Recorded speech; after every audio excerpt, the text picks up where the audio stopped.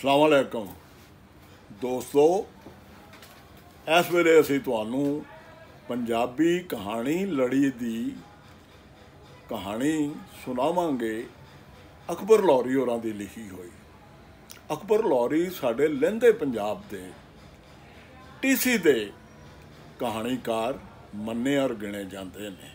सो उन्हां दी कहानी हाज़र है, उस दे विचों ही तुसीं अकबर लाहौरी होरां दा अंदाज़ा लाउणा है। कहानी का सरनामा है शहज़ादा हाय हाय। शहज़ादा हाय हाय।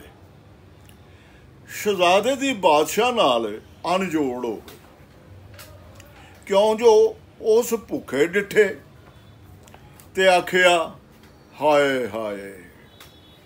उस नंगे डिठे ते आखिया हाय हाय। उस लोकां नूं छत बिना खुले आसमान थले सौंदियां ते मिट्टी विच माफ़ करना जी। उस लोकां नूं छत बिना खुले आसमान थले सौंदियां ते मिट्टी विच रुलदियां डिठा ते आखिया हाय हाय।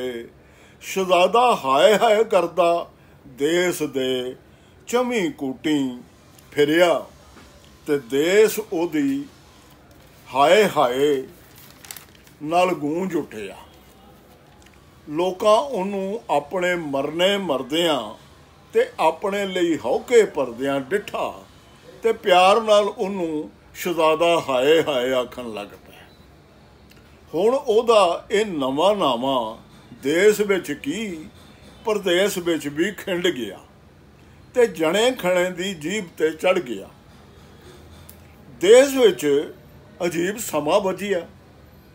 अगे अगे शहज़ादा हाय हाय करदा नसे भजे ते ओदे पिछे ओदे चाहवान, ओदे मिठे प्यारे ते ओदे साथी हाय हाय करदे सन।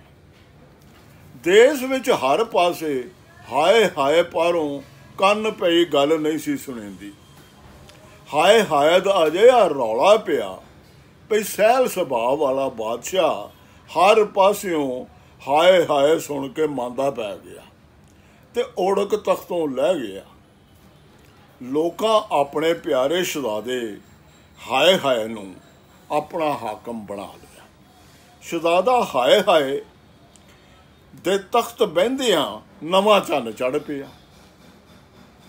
खूहां विचों पानी मुक गया, सिटियां विचों दाने मुक गए, किकरां तों कंढे झड़ पै, लवेरियां दा दुध सुक गया।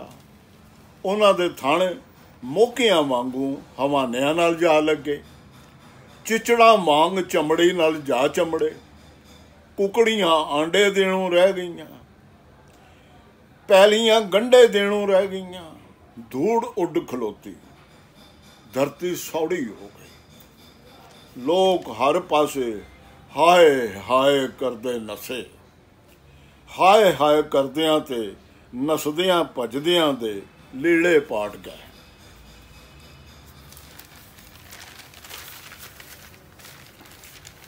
कोठे टह पै। शहज़ादा हाय हाय करदा हर पासे नठा। हाय हाय करदा कई बार देसों बाहर हो आया।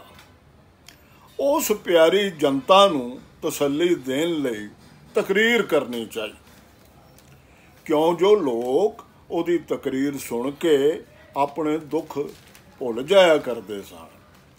पर जिमें खूਹਾਂ ਦਾ पानी लह गया उवें ਉਹਦਾ संग बह गया। ਉਹਦੀ आवाज़ ਉਹਦਾ साथ छड्ड गई। इंज जापदा सी जिमें देश विच ना जनता रही ना शहज़ादा रहा, सखणी हाय हाय रह गई।